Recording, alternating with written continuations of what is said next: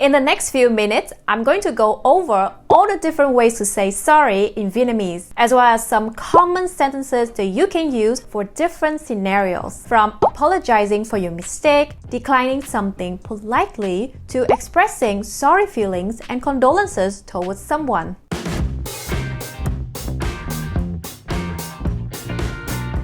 Hi friends, Caroline here from How to Vietnamese. Let's first start with the 8 different ways of saying sorry in Vietnamese. Most of you may already know that the word sorry in Vietnamese is xin lỗi, xin lỗi, which also means excuse me in English.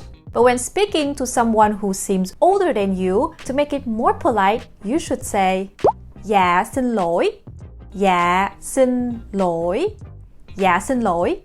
And if you want to emphasize your apology, you can say rất xin lỗi, rất xin lỗi. Mình rất xin lỗi, meaning I'm very sorry. Now, to express your apology sincerely, there's another phrase that people often use, that is cho mình xin lỗi, cho mình xin lỗi, cho mình xin lỗi. Literally, please let me apologize. And if you want to sound even more sincere because you feel really bad for what you did, you could say thật sự xin lỗi, thật sự xin lỗi. Mình thật sự xin lỗi, meaning I'm truly sorry. Another way of saying still being sincere but a bit more formal is thành thật xin lỗi, thành thật xin lỗi. Mình thành thật xin lỗi, meaning I'm sincerely sorry.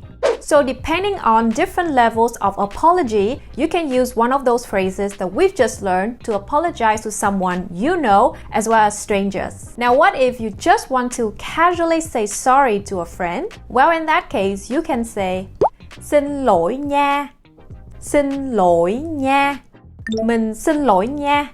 Just like I'm sorry, okay? Or xin lỗi mà, xin lỗi mà, mình xin lỗi mà, which sounds something like please, I'm sorry. Almost sounds like you are begging for forgiveness, but in a cute, playful way, because the word mà as an ending particle is used to put a soft emphasis on a persuasion. So those are 8 different ways to say sorry in Vietnamese. Let's learn some practical sentences that we can use with the word sorry. Xin lỗi. To make things clearer, I'll divide these phrases into different scenarios. So, scenario 1, when you did something wrong and you apologize for it. Here are 3 example sentences. Sorry, I didn't mean that. Xin lỗi, mình không có ý đó.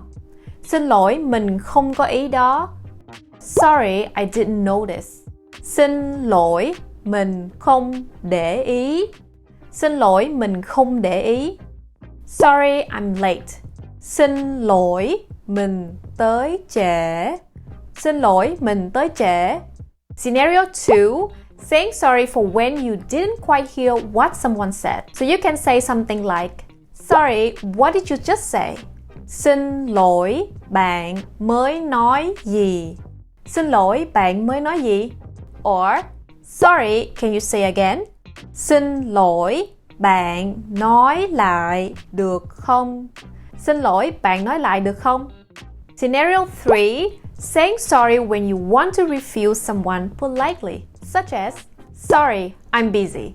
Xin lỗi, mình đang bận.